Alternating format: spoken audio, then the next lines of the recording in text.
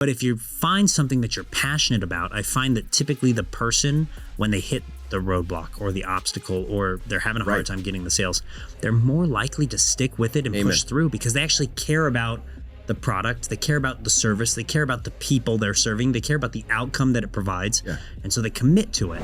If you changed your clothes, it would make a difference. And I was like, I'm not above this. Like I'm cool with this. Sure. So I did that. That was the first time I'd ever changed my actual clothing into something else. Mm-hmm. Okay. And it was like, all of a sudden it changed everything for me. And I was like, my ego didn't get in the way of so as soon as we identify as something, it's a powerful thing that we do to ourselves. But I identified as a cowboy, but I was okay to be a GQ dude. Like it didn't bother me to step into that new arena, I guess is what I'm trying to say. Welcome back to the Base Business Podcast. I'm your host, Parker McCumber, and I'm here today with special guest Bart Miller, who has a very unique superpower. How valuable would it be for someone to identify the gaps that you have, how to bring them into focus, and how to help you bridge them? Bart, tell us a little bit about who you are and what you do. Great question. Who am I? Isn't that the question that we all want to understand in life? Is who am I, right? So I love that question. Well, let me tell you, I'm a young man that came from Rigby, Idaho, and was raised on a farm and had a dad that was a school teacher, amazing human, school teacher. And I had a grandma that was there for me. My mom and dad decided when I was younger to get what we call a divorce these days. And so I didn't live with my siblings. I was raised there. And so that started to create who I was because my grandmother was very old school. And so it was very much the get out, feed, you do everything outside. Mm-hmm. She did everything inside. And so it really taught me a lot of working lessons, things like that. Really taught me that, you know, if persistence, hard work, all that end of my life and how to do it. And really started me into where I'm at today. But who am I? I'm a life architect is what I am. I help people architect their life and take their power back. Because I feel like what's happened in life today is we give our power to the things that we don't even realize we're giving our power and our energy to. Mm-hmm. And I believe we are energy sources, and that energy needs to be controlled.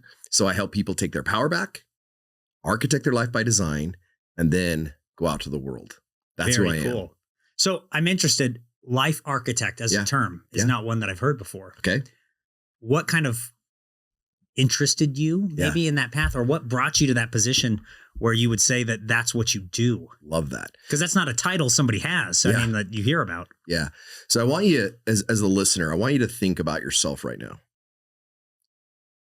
Did you have somebody that literally sat down like an architect would, designing a house and help you map out your life? Or, that being said, did you allow somebody to architect your life without you? What I mean by that is, what happened to me was my path was set out. The whole architecture of the house that I was designing, called my life, was set before me and said, here's where you're going to live. Yeah. And I was like, okay, that sounds great. I didn't think anything about it. But then one day I started to say, I don't know if I like this house.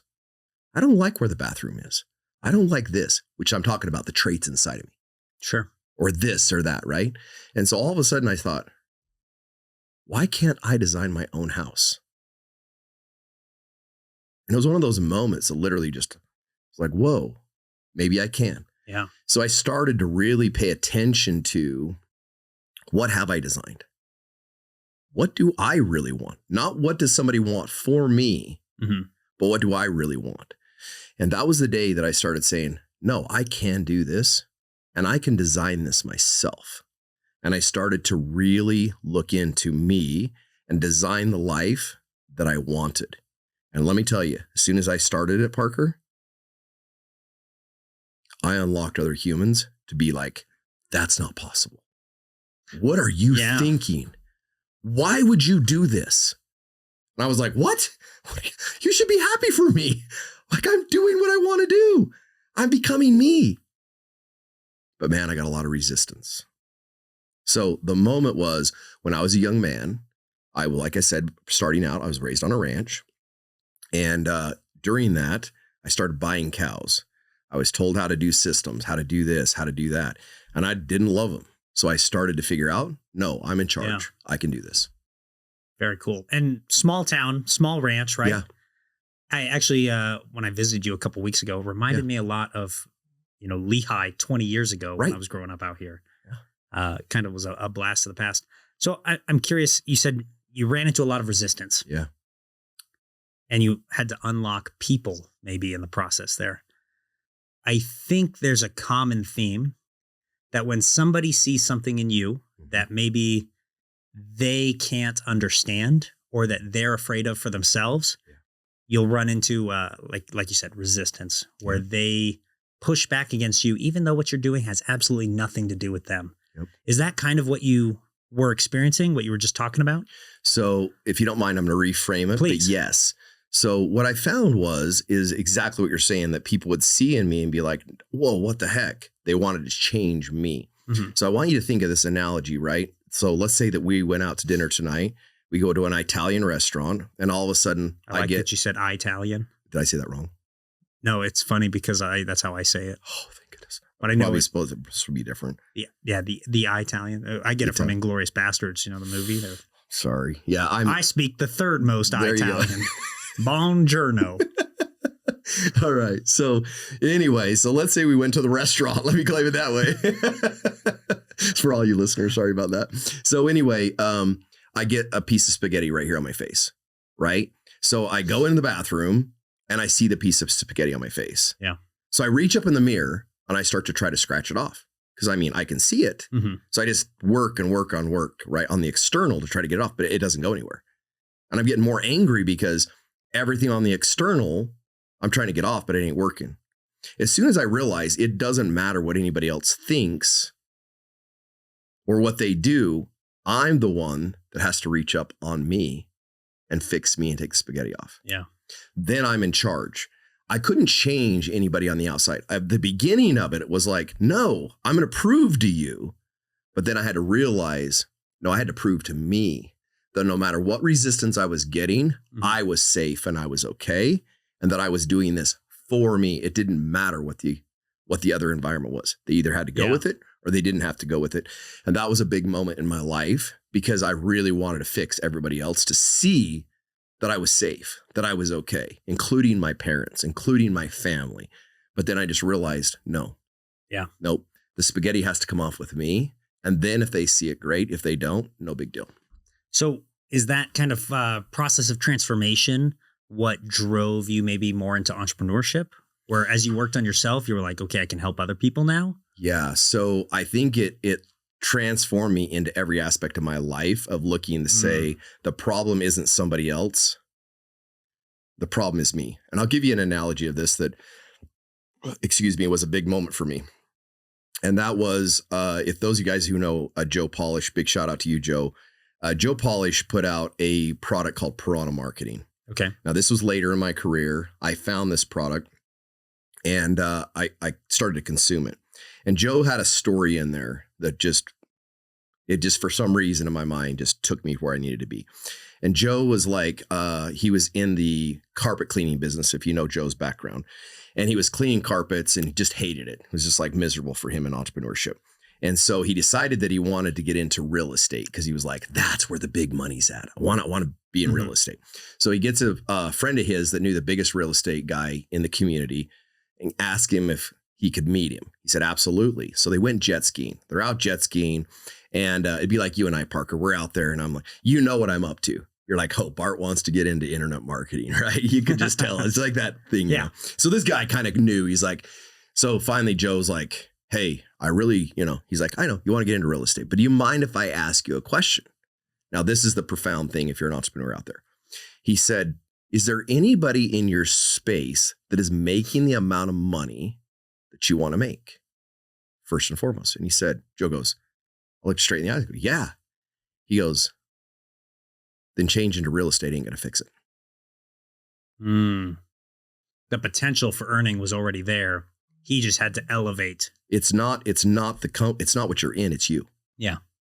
Once again, it was him It wasn't the carpet cleaning space. Absolutely. Because if somebody was making it in there, the potential to make it was always there. Yeah. Changing careers or changing paths into a different system wasn't going to fix that. Yeah. He would end up in the same spot. And that was where I was like, back to me again going, oh my gosh, it's not that, it's me. So if I want to change, I have to realize the potential is always in me to make this happen. Correct. Okay. I love that. Okay. So if you're the listener out there and you're like, I hate what I'm doing, but somebody is doing what you're doing and they're making the kind of money that you want to make, figure out what's going on in you. Well, maybe ask yourself too. Yeah. You just said, I hate what I'm doing. Is it that you hate what you're doing, or is it that you hate the results that you're getting because you haven't developed yourself, invested in you and your value? Gold nugget. Yeah. Gold nugget. Gold nugget. Great job. Tell them about the gold nugget. Bart does events. At Bart's events, if somebody says something that you really like, that you resonate with, that's informational and valuable to you, you shout out gold nugget. That was my first gold nugget. I just got, let's go. So if in the comments it's a gold nugget for you, or Parker says something from here on out, drop a gold nugget. Gold nugget. Love it. Okay. So I'm curious because I know you had a little bit of I don't want to say a traditional entrepreneur path. It wasn't like you came in, you found your one perfect thing. You just set off on one thing and one thing only. You're in a lot of spaces and you have, there's a lot of questions to ask. Great. That's good. Spaces, personas, they go hand in hand. Yeah. How do you compartmentalize perhaps? I find I do a lot of stuff. And it's a lot of interests. Yeah. A lot of interests drive me to have more hobbies, more businesses, more things. Yeah. Most people look at me, and I'm sure they look at you too with this, and they think, that dude's fucking crazy. Yeah. He's doing too much. Right. I could never imagine myself doing that. But there's some tips and tricks that maybe facilitate the workload and the capacity. Yeah. For me, one of the big ones is time blocking. Okay. I go through, if it's not on my calendar, it doesn't exist in my world. Okay. But if it's, on my calendar for 2 hours, I will not give it 2 hours and 1 minute. It will get 2 hours. Yeah. And then I move on to the next task. And part of that helps me with the, maybe it's the ADHD a little bit. I can hyper focus on something. Yeah. And then when I would lose interest in it, I can move on to the next thing. And I stay productive that way. What do you find works for you? Because I know you've had, e-com and coaching and events and in different spaces, and you're a cowboy and you got, you're roping horses and cows. Like, what's up with that? I mean, how do you do it? Great question. So first and foremost, I want to just see, guys, you're listening from the right guy here. So this is something I want you to really go out and study. What Parker said is a gold nugget once again. Okay. And I don't know if a lot of you caught the gold nugget. Focus is critical. If you want to learn, always go back and look at high performers like Steve Jobs. What was he absolutely relentless about? Okay. And I want you to go look. There's several people in this. If you look at, I lost his name on Shark Tank. He's the one that Mr. Wonderful. Kevin O'Leary. Same thing. In fact, Kevin O'Leary said this on a podcast recently about focus. So you're on track. And that is one of the ways that is hyper successful to do, is exactly what you're doing. Time blocking, riveted focus, no distractions, and pick 3 things in your day that are going to get done no matter what. Yep. Like no matter what, you will not go to bed unless those 3 things get done. So I don't know if you know this, Parker, but I run an accountability call every single day. They start at 6:45, they end at 7:45. And that is why I do that. How long have you been doing that for? 4 years now. Holy smokes. 4 years every day. And I won't get into why I started it, but it is for this exact model. Okay. Is hyper focus. You get on there, you state your why, you state your one thing you're going to get done today, and that's it. It's a 10-minute call, 10 people on a call, and they all just rotate through. And some people can't see the value in it unless they're high performers. And all the high performers, they stick, they know it's their alarm clock, they're out of bed, they state their why, and there's a purpose behind your why, because if you don't know your why, you're losing out in life. And then secondly, that one thing that they're going to get done, and they get that done every single day, and that takes them to where they need to be. Okay, now, back to me, how I started younger in my career was I learned a different model for me. Okay. The model was I had to learn that I was a husband. Well, back then I was a kid, but when I got married, I was a husband. Mm-hmm. I was a business person, but I was also an athlete. Okay. Now I naturally was doing a lot of the high performance things, but where I was disconnecting was I was trying to be the same Bart in every category. And I learned that did not work. So I learned how to create a magnetic character in each category. Now, what that means is I have certain clothes that I wear when I'm the business guy, and I step into a magnetic character. So if you want to look this up, it'd be like, let's take Marilyn Monroe. Her real name is Norma Jean. Mm-hmm. Norma Jean in real life can go anywhere, and it's proven. She even did this on the New York subways with the highest press ever and said, you guys want to see me be Norma Jean? And they're like, there's no way you can't go up in New York City as Marilyn Monroe without bodyguards. She goes, I do it all the time. Follow me. So they did. And they were like, this is crazy. And then she goes, do you want to see me turn on Marilyn Monroe? And they're like, yes. Boom. Instantly changed her energy, flipped her hair, did her thing, her routine.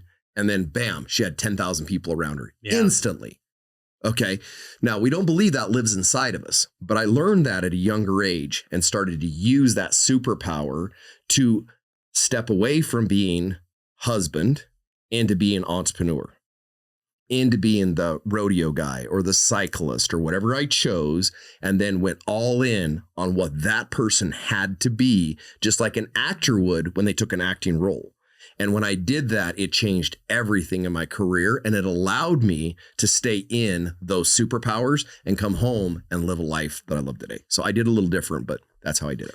Well, similar in the sense that I compartmentalize the time, you compartmentalize the character. Correct. Which is also an extension then of compartmentalizing the mindset and the focus. Yes. I really like that. And it, subconsciously, I think a lot of people do this and they don't know that they do this. Right. Or they're doing it to a minor level, but they could be better at it if they just committed to the I don't want to say bit, but that's kind of what it is. I mean, I think about in my own life, even before meeting you, learning about this as your theory and how you do it. Yeah. I'm a little bit of a different person when I'm working in the military. Yeah. I hope so. Right? Command Parker is different from podcast Parker. Absolutely. I'm a little bit of a different person when I'm on city council and I'm sitting on the dais. Right. I'm a little bit of a different person when I'm at home and I'm playing with my kids. Yeah. And it's not that I inherently as Parker change. It's that the role necessitates a different Parker. Exactly right. And I think that that's necessary to be measured and good at what you do. Amen. Yeah. Imagine that if you showed up to the military, it could wear whatever you wanted.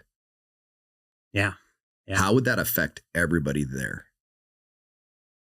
But as soon as you step into that uniform and you were to sit right there where you're at today, your posture, your facial expressions, everything would change instantly. Even how you evaluate this room and look at that door. Absolutely.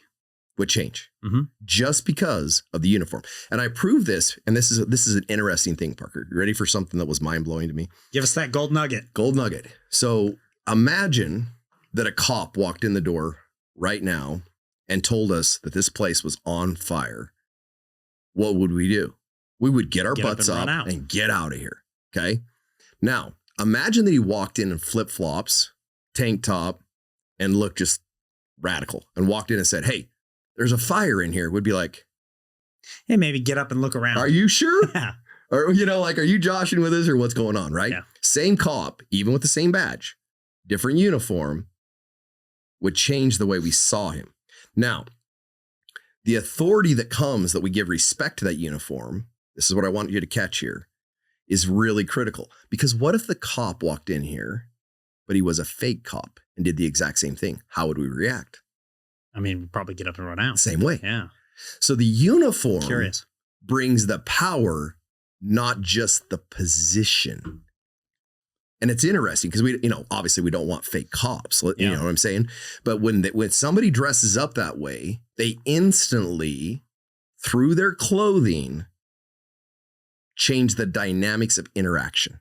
Yeah. But we don't understand ourselves in the clothing that we wear and the way we present ourselves in those ecosystems to take the power that's rightfully is. And I fight this all the time with certain people who are like, well, if they don't want to accept me for who I am, F them, because they don't get the real me. Sure. And it's like, okay, well, so the cop that walked in here in his flip-flop, you want the same respect. But see, you don't realize that through movies, through all these things, it has nothing to do with that. It's like we just judge because that's who we are as humans, like it or not. It has nothing to do with you. Mm-hmm. So I think it's really interesting when we get to the psyche of a human and what we have been trained to give power to. So let me ask about this. Do you find that, because it has to be in my mind, if you change, the outfit, yes, you change the perception, yes, you change the energy that you're creating. Okay, so the outfit, the tokens, perhaps those things can actually, do they channel? Do they enhance? I mean, probably all of the above. All the above. So this is an interesting thing for you to think about. I want you this year at Halloween to watch people that put on costumes. Is it really them? It's them. But why do they change? Yeah. Why do they have permission to step into something that they've never been before, be something, and they play full out, and it's awesome? Mm-hmm. Because the environment allows them to do that, right? So if you want to see it right in front of your eyes, Halloween is the perfect example to watch this come to life. Very cool. Yeah. My family does this past Halloween. I'm a big Naruto nerd. I was telling you about that earlier today. I dressed up as Jiraiya, which was Naruto's sensei and master. My son was Naruto. My daughter was Sakura. I mean, we just did the whole family. It was really cool, really fun. But it's interesting to me when we talk about this, because it's probably people as receptors of energy have different perspectives and perceive you or receive you differently too. Yeah. For example, I'm wearing an AP watch today. Yeah. A lot of people will look at that and there's instant respect in the sense that they understand what the watch is. Yes. The work that goes into achieving something like that. Yeah. The value, and then they can make an assumption perhaps about the person wearing it and the level of work, dedication, focused, integrity, all of those things that support achieving that milestone. Yeah. But you also have, and I will say it's a much smaller fraction of people that look at that and they go the polar opposite direction. Yeah. Snotty, rich, entitled jerk. Sure. How do you manage that, or do you even try to? Yeah, that's a great question. And the answer is I don't try to, because those who know. Yeah. Those who don't. The only reason it would affect me is because I'm worried about me. Mm-hmm. As soon as I let that affect me, it's like, oh, wow, it's about me, not about them. And therefore I feel attacked, right? So it's like I tell anybody who goes out and speaks in front of an audience, you're only nervous if you're worried about you. If you're truly there for the audience and giving them, you will never be nervous because you're not worried about you and what they're going to think and all that about you. You're literally there to pour into them. And so it's a difference in the psyche of switching the switch of, am I wearing this for them or am I wearing this for me? Because those who know. It's very interesting. I can wear my elk tooth ring, right? And I wear it for certain reasons. Mm-hmm. I shot I'm in the Idaho's Greatest Elk book. Okay. But that ring, when the hunters see it and those who know instantly know. Yeah. Those who don't could care less. Yeah. But guess who I'm trying to find? The people that know. The people who know. Because that strikes up conversations. Yeah. They're going to build lifetime things with me. That's why tokens are so important. And when we buy certain things, we can direct conversations strictly on what we wear. Mm-hmm. So if you take Russell Brunson, why do we focus on watches, shoes, different things? Because we want to direct the conversation to things Russell wants to talk about, not things that are just outside the box. Yeah. And we can do that through the clothing that he wears. So if I put certain things on you, let's say you said it was Nora, the character, the movie you like. The Naruto. Sorry, my bad. Naruto. Yeah. I should remember this. Okay.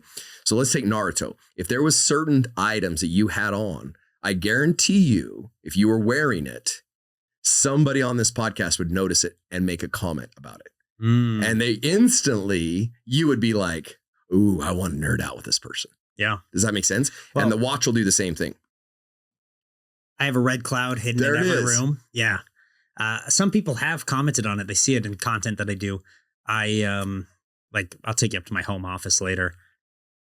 Naruto stuff everywhere. Yeah. I got paintings. I've got the figures. I've got like all the nerd stuff.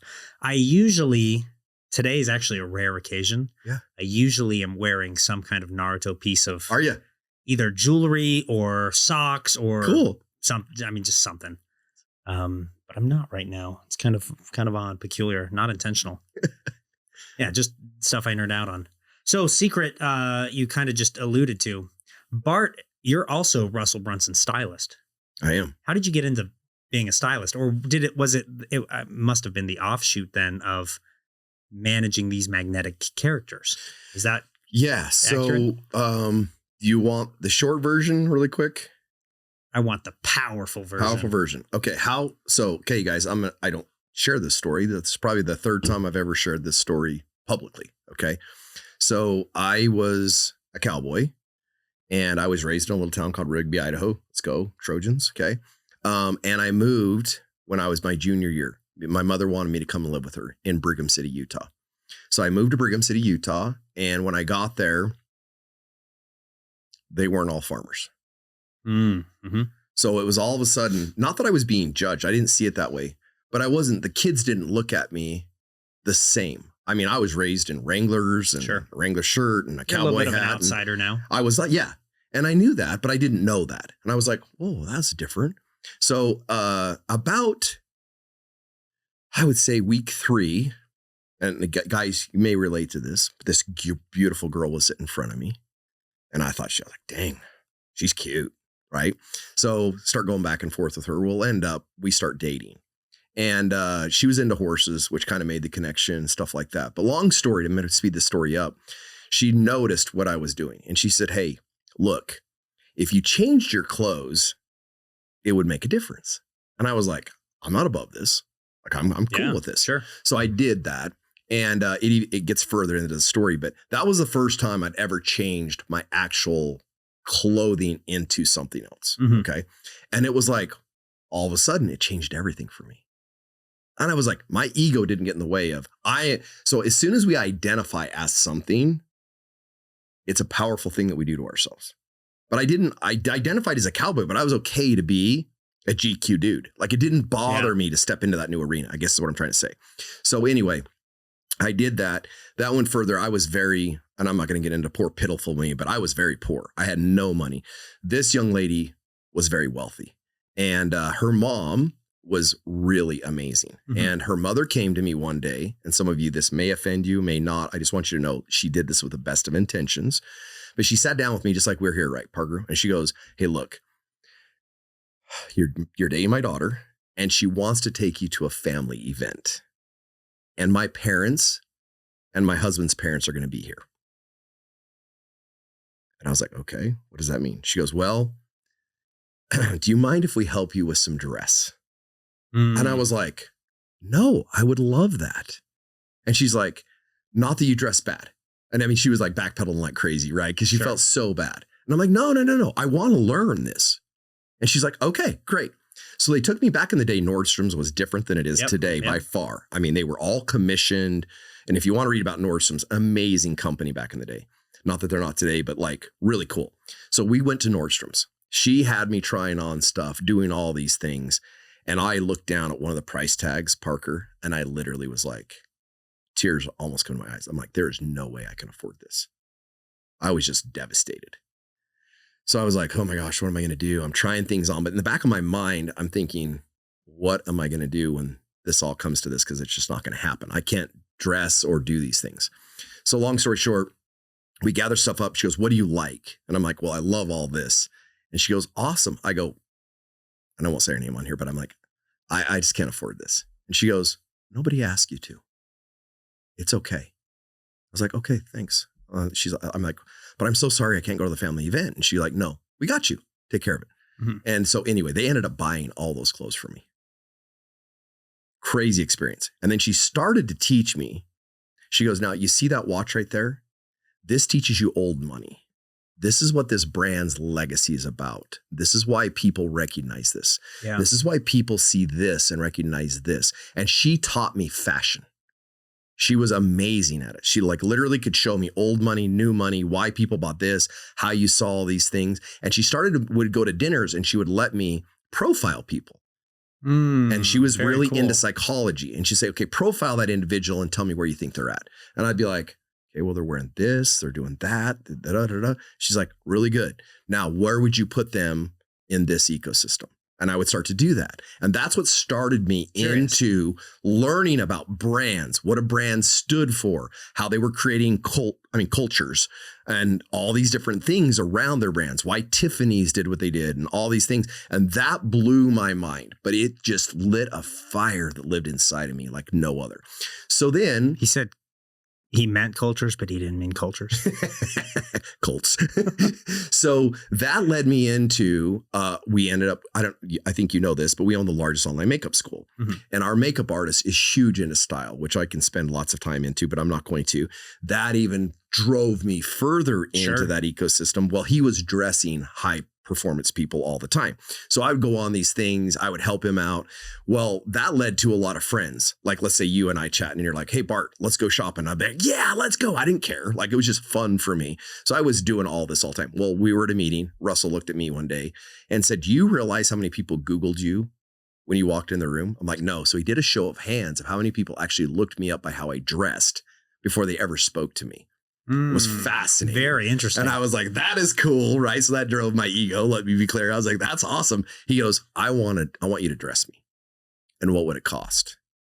Now, Russell made a mistake that day and he still laughs and I still laugh about it, but he was teaching us how our pricing wasn't enough and all these things, right? You know how he does. Sure. And I'm like, well, this is my chance then. So I threw out a figure literally joking. Like, I kid you not, Parker. I was like, just literally joking.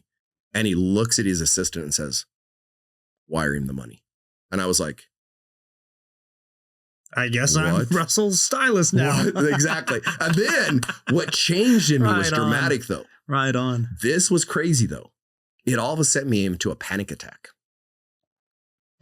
Well, you instantly have to re-identify as somebody who's doing something else with a volume and scale that is totally new, I'm sure. Plus, it mattered. Oh, yeah. Yeah. You're now being paid for that. Uh-huh. You have an obligation. Uh-huh. Like, it mattered. And wow, did that change me. Everything in my mind started going 90 miles an hour. Like, what? It wasn't fun all of a sudden. Yeah. It was pressure. That's very cool, though. Oh, and I can tell you how it happened. But let me tell you, that changed my game in so many ways. Because there's a lot of things that we do that I'll just take you out. Well, it didn't matter. I mean, if I screwed up, whatever, right? Sure. Now, all of a sudden, all that knowledge was a totally different ball game because I had to look at schematics. I had to look at colors, how they matched, how the video camera would capture things, how I was architecting every outfit to make a difference. So, for example, let's say that when he speaks with Tony Robbins, how does Tony not steal the stage from Russell because he has significance, he has power, and he's a big man and stature, right? So when I put him on stage, how do I make a uniform or an outfit that doesn't lose the power or position him? I had to go through all the psychological things that I was playing with all the time, but in real time. And so it was a blast, but that's what started that. And then people from the outside started going, hey, what would it take for you to do this for me? Build my brand out, my clothing out, and the psychological thing of what people do. And that was the start of it. It's an insane story. Crazy, huh? That's a crazy story. All started from being a little boy that was flexible enough to say, I'm willing to learn and I'm okay that I don't have to identify as this. I don't feel degraded. I actually feel excited about this. The recap there is the gold nugget. You have to be willing to learn. Amen.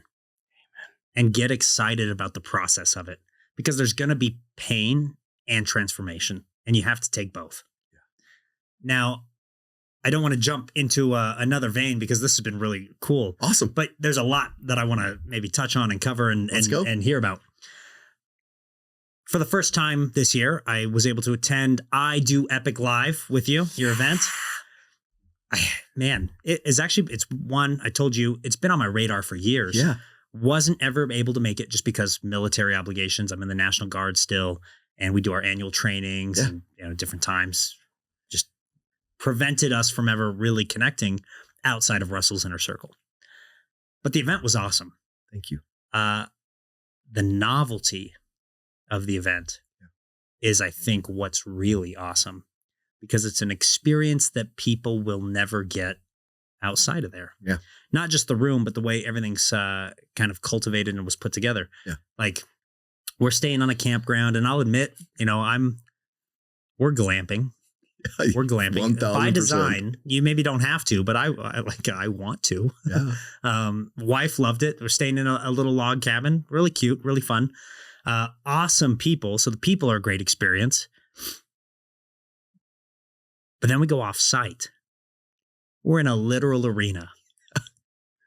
Bart's roping bulls. Like, really cool to get out. And obviously, I made the comment earlier, I grew up in a town like that. Yeah. The rodeo is a way of life. Actually, the Lehigh's got theirs coming up soon too. Actually, it's rodeo season out here. Everybody's starting to start theirs. But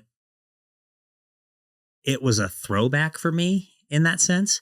But something I really appreciated was I could look around. You've got all these people that, fly in from different areas who have never experienced that way of life. Yeah. And it's new to them, and seeing the magic for them kind of reconnected me to something inside me when I was a kid. So I wanted to bring it up and touch on that. But what got you into doing events, and what got you into doing events like that? Yeah. So I am one of those, as you guys can tell, I'm a little bit of a rebel in certain things, and I'm okay with it. So when I go to events and they're in like certain environments, I'm like, I feel caged. Yeah. My ADHD, whatever you want to call it, just goes like, I'm caged. And it just drove me crazy. So I told Sonny, I want an experience event. Yes. And so I started to put together experiences for people to come. So my first event was actually at my great friend, Ryan Anderson. Big shout out to you. I called my buddy Ryan, and he owns an amazing hangar. He's got his Lambos in there. He's got his boats. He's got a trampoline deal in there. He's got a theater in there. And it was just it's really well set up. If you ever get to see it, he's got his Honda Jet in there. It's all this cool stuff. And I said, Ryan, do you care if I just come throw an experience event in your hangar? And he's like, Bart, I would love that. You're more than welcome to. I was like, all right. So I reached out to some guys and I said, look, I'm going to throw this event. It's going to cost you, I think at that point it was $2,000 to come and hang out with me. And then what we're going to do is we're going to get in the Honda Jet. We're going to fly to Jackson Hole. We're going to have dinner. We're going to fly back, and we're just going to mastermind basically together. And so I did that just on a whim, and everybody's like, let's do this. We had so much fun, but our productivity was off the charts. And I was like, I love this. Yeah. And everybody's like, when are you doing the next experience? And I was like, I'm on to something that nobody else is on to. Well, the novelty and the experience brings intense focus for that. I mean, you get that burst. Exactly right. Right. And so we were able to mastermind, break up, go do something fun, come back, mastermind. So we did that. So I throw my first 3 events there. Okay. That's what set me on the path. And then I had somebody say, I thought you were a cowboy. And I'm like, you thought I was a cowboy? And he goes, yeah. I'm like, most cowboys don't fly on Honda Jets. A cowboy, but I wasn't dressing as a cowboy. And they're like, well, when do we get to go to the ranch? And I'm like, you want an experience at the ranch? They're like, yes, we do. I'm like, well, if we go to the ranch, you're going to be in cow shit. You're going to be in horse shit. And I'm going to put you up in places like that. You're going to be camping. Like we're going to live the Western style. Yeah. They're like, I'm all in. I'm like, Done. Exactly. So we did our first one at Mountain River Ranch, and that has been 4 years ago, maybe 5 years ago. We started that first one, and boy, it has just grown since then. And we have literally people that are just like you, Parker, like, I would do anything to make it to this event. I haven't made it. But as you know, it is labor intensive. Oh, for sure. It's a lot of work, but we throw on a really fun event, and we use horses to help humans bridge the gap between their psyche. And you saw that right before your eyes. And it's just a really cool experience. But thank you. The energy work aspect. Yeah. both as the individual and then seeing it with the horse. Yeah. Very interesting. Like, got my mind working in all kinds of different ways, cogs and gears turning that I didn't know were there anymore. But definitely something that I would recommend people try, learn about. I mean, kind of post your event. Yeah. That again is my portal perhaps into energy work. Yeah. But then I start asking some questions about it. I start looking into it a little bit more. Yeah. Very curious.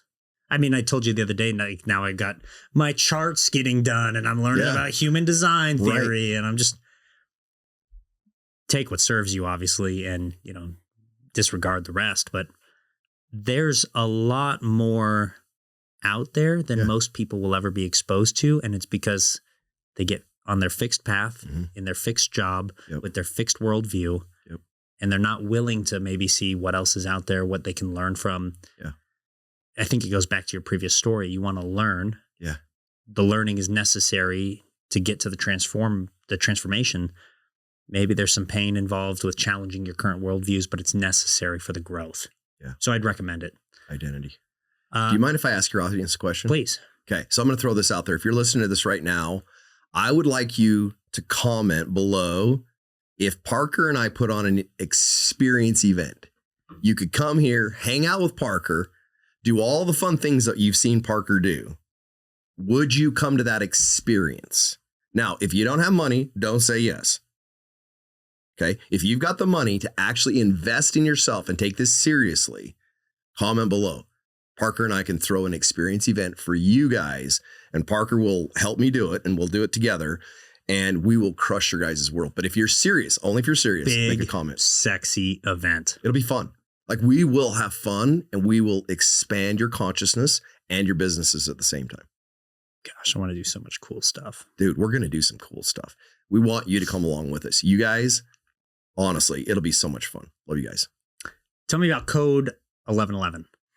Okay. Can you share publicly? Yeah, for sure. So Code 1111 is basically what I take people through, and it's an 11-step process. Now, don't let that overwhelm your brain, because I know right now in this economy, we want everything fast, and it's faster than you think, but it's an 11-step process of diving into your beliefs of what you believe now, looking at them and saying, did I accept this because it was given to me, or did I accept it because it was my belief? Number one. And then we take that and architect your life. And I call that the North Star. So literally we dive into human coding. That's why it's called Code 1111.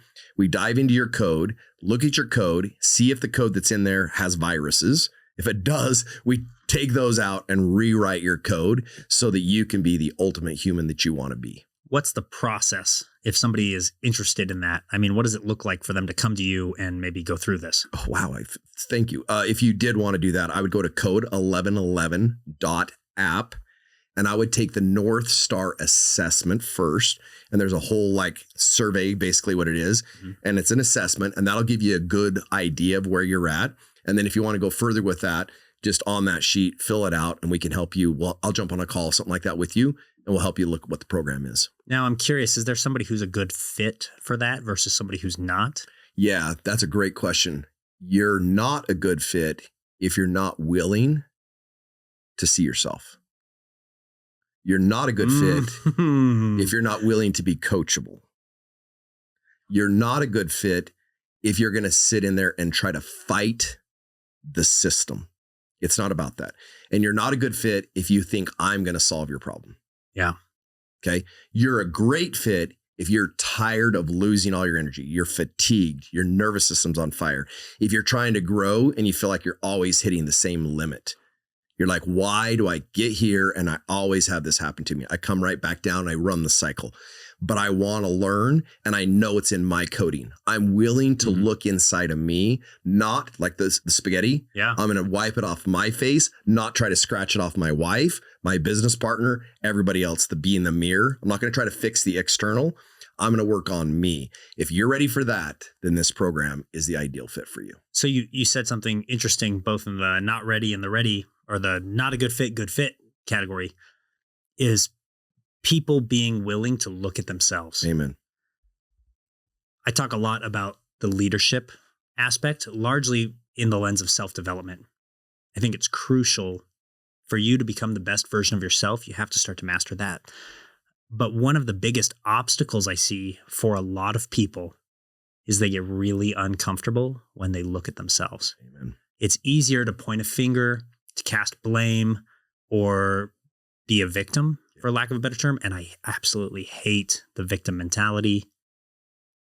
No victims here. That's right. But there's something about coming to terms with your own shortcomings that prevents a lot of people from taking action and getting better.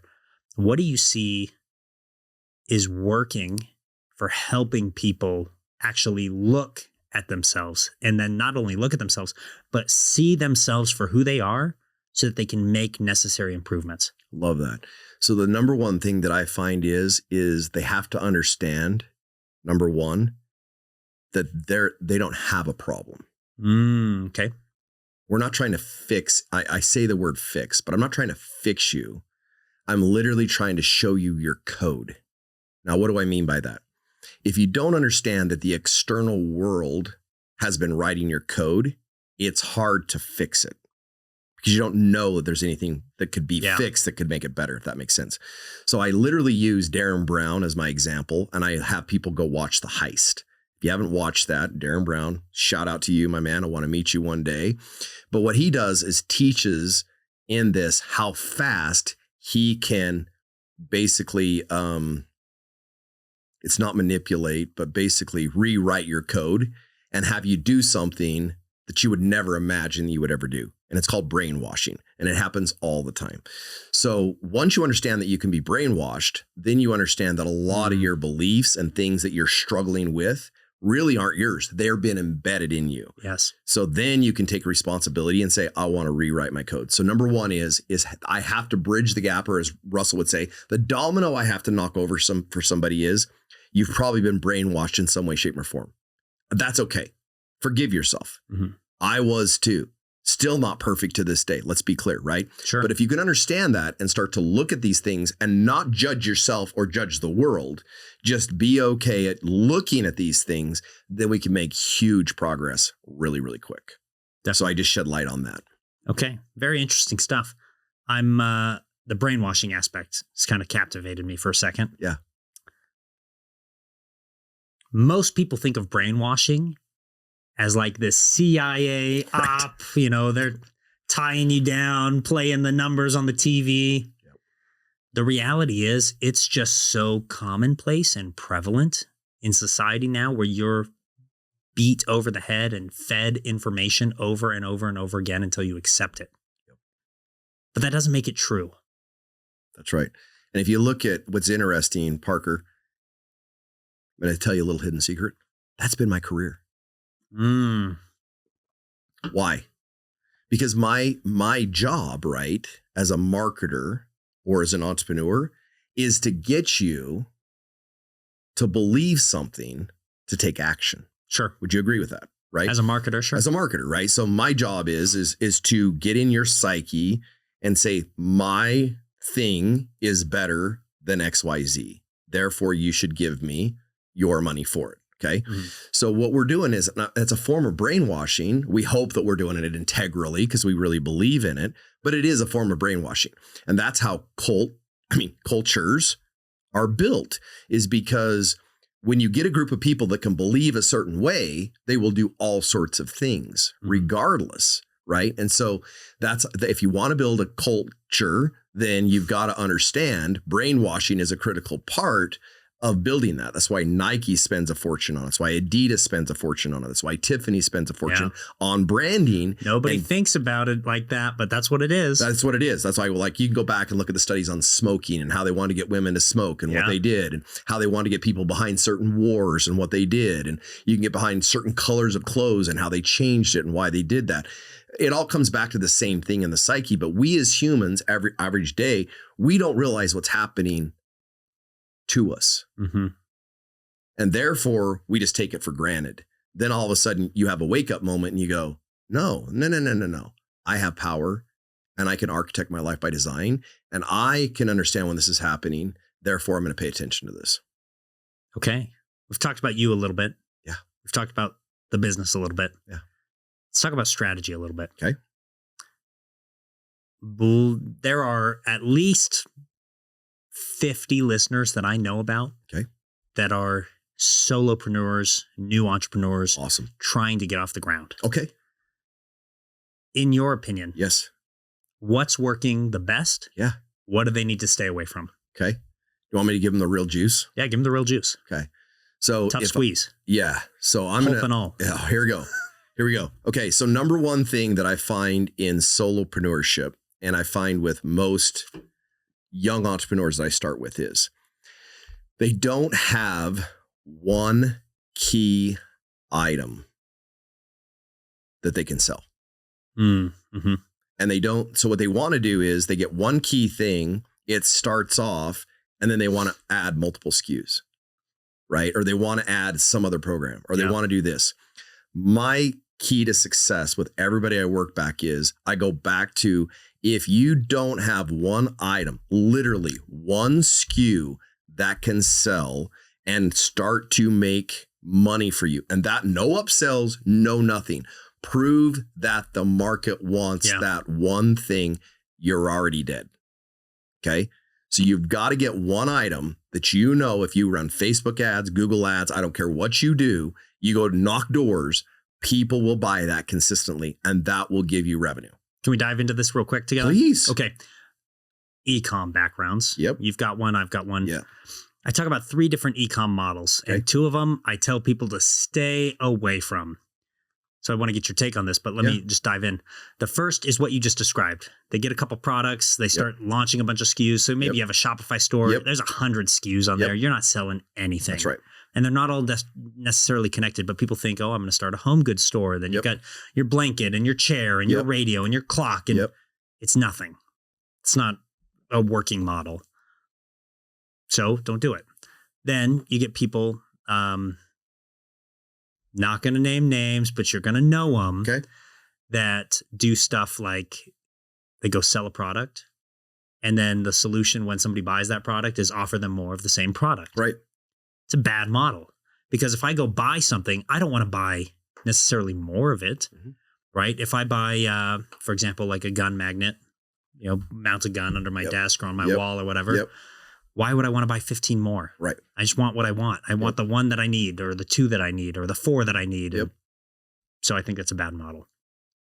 What I have found is the best model is you get that one product that anchors everything, and then you value add on top of it. So for example, if you sell a Samsung phone, everyone who buys a phone buys a phone case. So you add the phone case, and then you add the screen protector, and then you add the warranty, and then you add the whatever, you know, but you get the drift. You have a base product, and then you add value on top of it. I typically find that, one, that's easier to do because your average cart value is inherently going to go up because you're providing things that add value to the initial purchase. 2, you master that one base product. You understand the people who are buying it.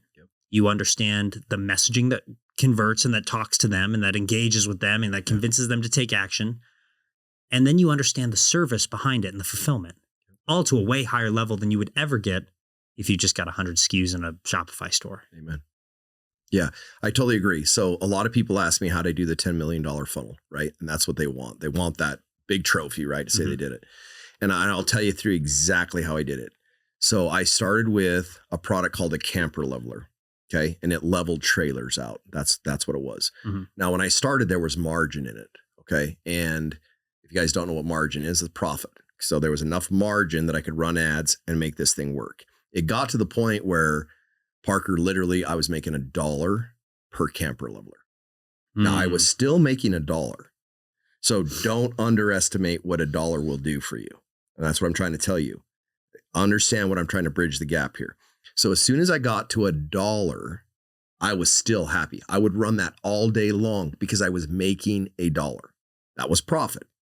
Okay. Now, when I realized that, then what Parker just said, I had to start thinking of, what is the next thing that allows me to have margin? Now, all business is a mathematical game. It's just mathematics. Like it or not, it is a mathematical game.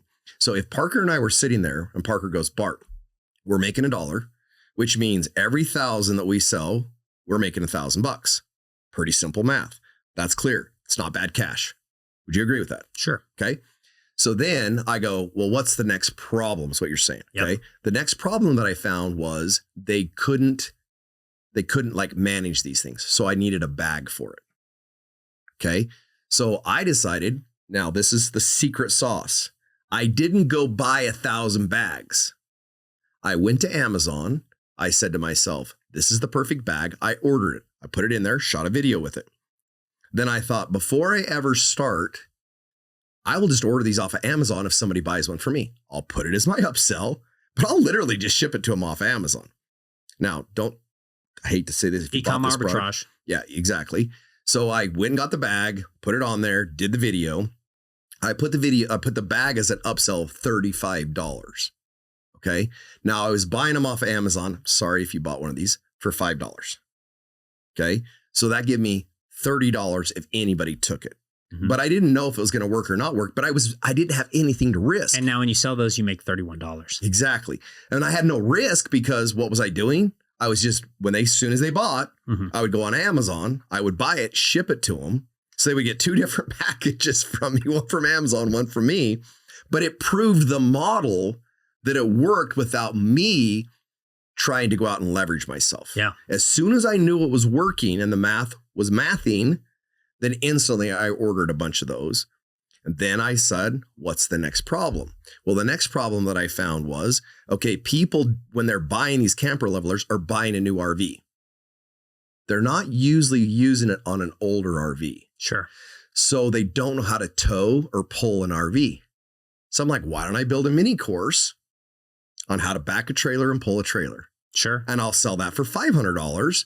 But if I only get a small percentage, what do I care? Did you run it as an upsell or as a email marketing to the people who'd already purchased? Great question. Both. Yeah, so buddy.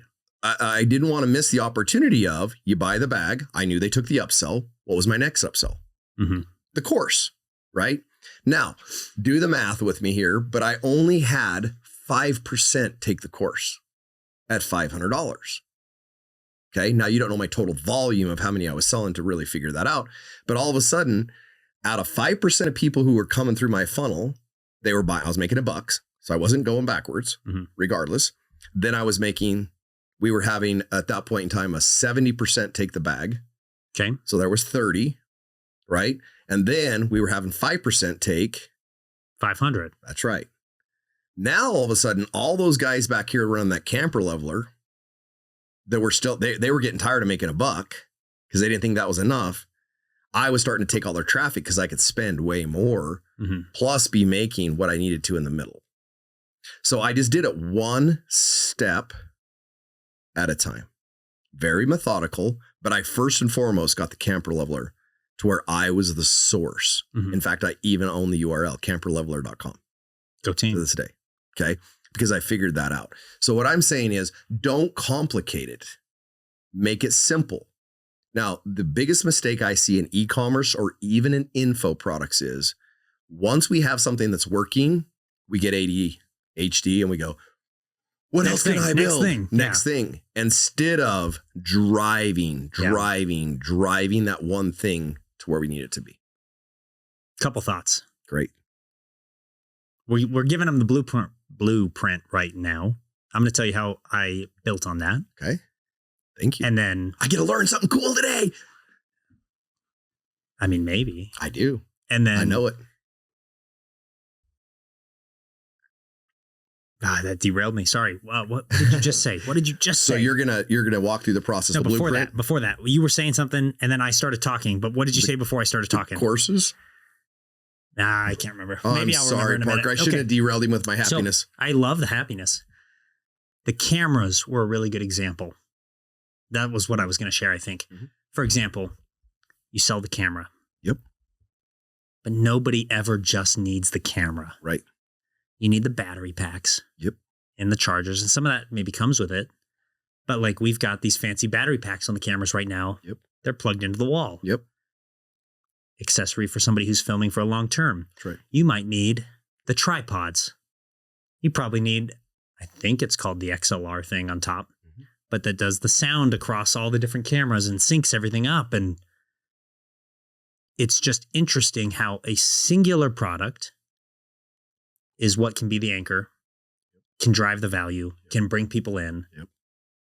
And the option for margin on the back end, because you go all in on learning that product and that market and those people's needs, is just insane. Amen. Anyways, that's what I was going to share. And I totally remembered it when I said XLR thing. It's awesome. Thank you for sharing. That's really good. Go Team USA. The e-com arbitrage is a pretty common way for people to get started, right? Yeah. So, for example, when I wanted to launch a product, I would go find a similar product. Sometimes that was Amazon, AliExpress, whatever. Yeah. Didn't matter. I would launch ads to that product. Obviously, buy one, get it in, take pictures, photos, videos, 100%. Do my stuff with it, content, and that was how I was going to market it. We start selling the product. If the product does well, like the bag does well, you have proof of concept. Yep. At that point, I'm not doing the arbitrage anymore. I'm contacting the manufacturer directly. Amen. And I'm bringing them in. So that instead of paying the bag or buying the bag for $5 on Amazon, I'm paying 39 cents to 100%. Have a bag manufactured, another 30 cents to have it shipped to me. 100%. And now I'm making $34.95 on the bag, Amen. Type thing. So you can test a product very low risk. For example, one of the ones that I started with, hard knuckle protective gloves, right? We were trying to do protective gear in the milsim airsoft space. And so we bought some gloves from a manufacturer, took a bunch of pictures, did our content with them, took them out to the range, shot them up, driving 4-wheelers with them, all kinds of cool stuff. Yeah. When we got those, we also get to test those products. Yep. And then we see what sucks about them and what's good about them. Yep. So as we start getting orders, we reach out to the manufacturer. We say, hey, this is going to work. We want to do business with you. We want to, order 500 or whatever, bring them in, get them at a cheaper cost. But if we're going to do this, you've got to work with us on the design. Yeah. We've got to make it better. Yeah. If you're working with Chinese manufacturers, they love that. They want people who will invest in them too. Yeah. Now, obviously, U.S. manufacturers often willing to do that, more expensive out the gate. That's just the bigger drawback there. But invest in, one, the product is market research. 2, how do you make it better and more cost effective? Love that. But arbitrage is a good way to start. Yeah. So do you mind if I give them another Please, gold nugget? Go for it. We love gold nuggets. So we're miners out here. Here, if you're starting out something and you're wondering, like you love what you're hearing, you love all this kind of stuff. The way that I find, so a lot of young entrepreneurs will show up to me and say, Bart, I just don't know what to sell though. And I'm like, what are you doing right now? Well, I'm just going on and finding anything on TikTok shop. And then I'm just doing videos with it and this, that, and the other. I go, you're going about it wrong. Yeah. Okay. So I'm going to give you the gold nugget. If I were to jump into your search history right now and look at what you're passionate about without you, I would find, well, it's again, a pattern of what you look at. Yeah. There's something that you absolutely are, you're nuts over. And it might be a show. It might be watches, it might be car, it might be anything. Doesn't matter, right? Then what you want to do is lean into your passion. Yes. Find an item that you're like, ooh, I like this or I don't like it. And then make those your items. Because when you talk about them, the term is you'll nerd out, right? And I'm not trying to say anything bad here. I'm just saying like you get so excited that your enthusiasm will come across on the camera and people will buy. Because of your enthusiasm, and you'll want to stay in the space for a longer period of time because it's fun. It's exciting for you. So I always go back to somebody's search history and I look at what they are absolutely obsessed with, because the thing you're spending your spare time on is where I feel like most of your gold lives. It's like you've been watching my content. Oh, really? I'm sorry. No, that's I love good. It. You're saying exactly the things that I tell people to do. Perfect. So we talk about building around the passion, specifically in the e-com space. Yes. I talk about that often. And sometimes I get pushed back. It's, well, that doesn't necessarily where the money is. No, there's the money there. You're spending money on it means there's money in there. Amen. Right? But if you find something that you're passionate about, I find that typically the person, when they hit the roadblock or the obstacle, or they're having a hard time getting the sales, they're more likely to stick with it and push through because they actually care about the product. They care about the service. They care about the people they're serving. They care about the outcome that it provides. Yeah. And so they commit to it. Yeah. But if you don't have the passion, you're just trying to get rich quick, it's easier to quit. That's right. Because you don't care. Yeah. And I will put the caveat in there. This works with info products the same way. Oh, absolutely. So if you love Love Island, for example, info I don't products, care. Coaching, Start physical. talking about it every single day and give your analysis on it. Yeah. But you have to, and here's another thing I want to teach you, okay? Your haters, now write this down. Your haters are your elevators. They're not your enemy. Your haters are your elevators. They're not your enemy. Now, why do I say that? Because a lot of you, when you're like, I gotta have thick skin, these people are so mean. No, what you want is that boosts the algorithm. That is what gets your algorithm going. And I'm gonna give you a story of a great guy if you want to look him up. But his name's Josh Fierstein.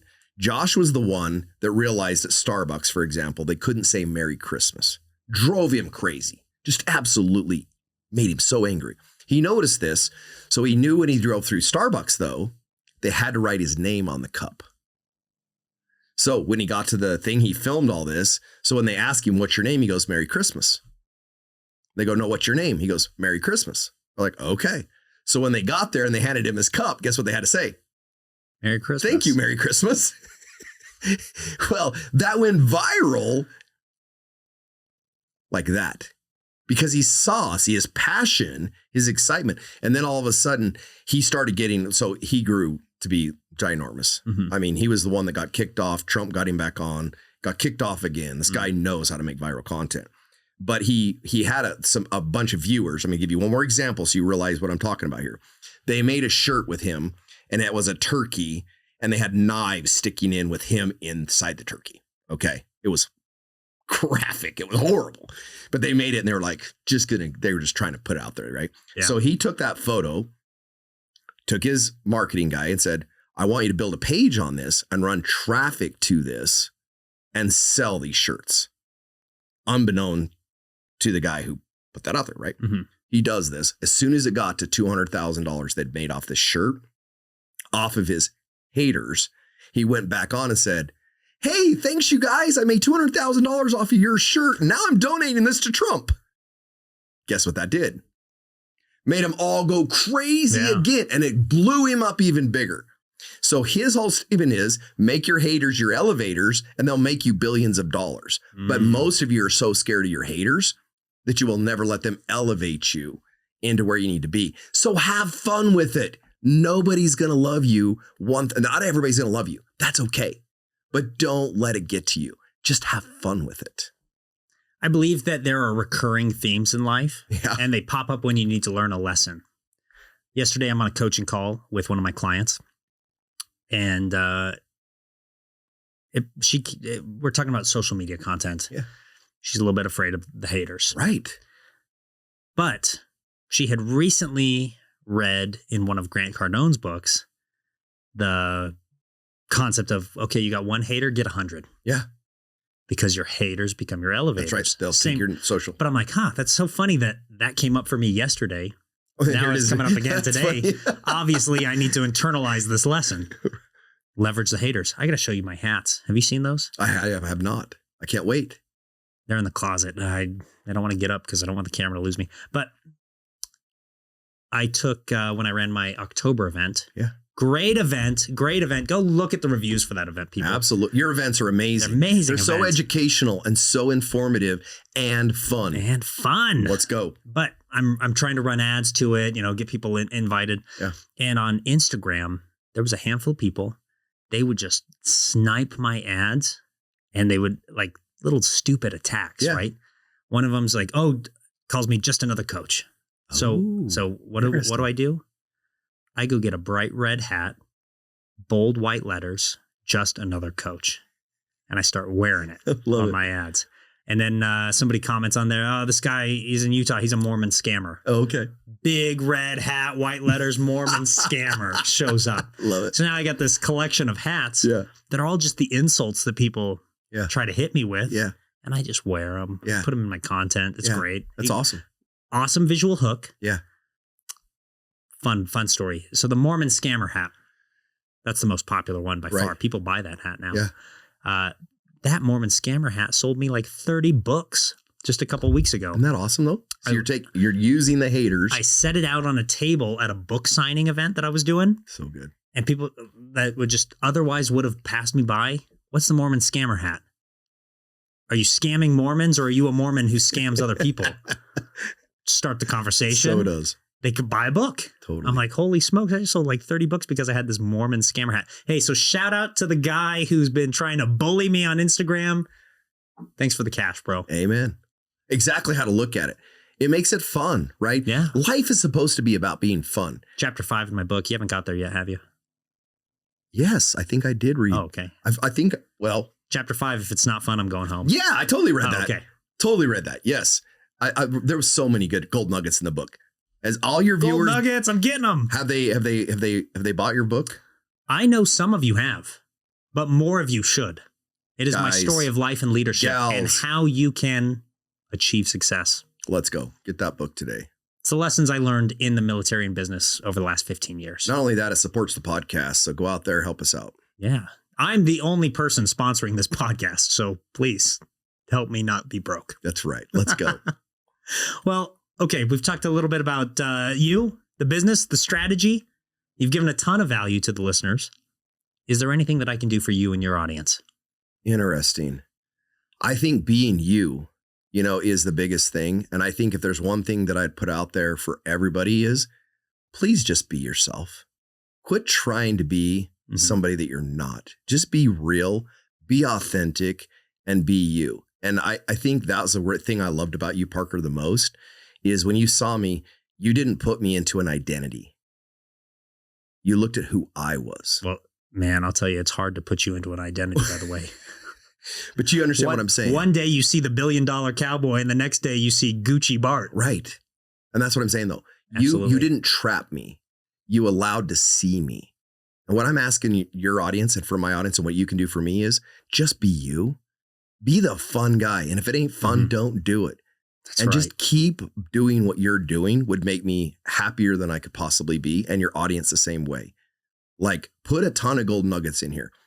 Let's support each other. Let's win together. Let's unify together. Let's quit identifying as white, cowboy, this, that, the other. Like, let's identify as, let's go as far as cosmos. We're just part of the ecosystem. Yeah. But let's rise to the better level with all of us. And if we have things that we can help you, we want to do that. You know what I mean? But that's what you could do for me. I love it. Keep being you. Dude, Bart, thanks so much for coming on the show today. Thanks for having me. This was a blast. It was so great fun. episode. Thanks. Where can people find you if they want to find you? BartandSunny.com. Love it.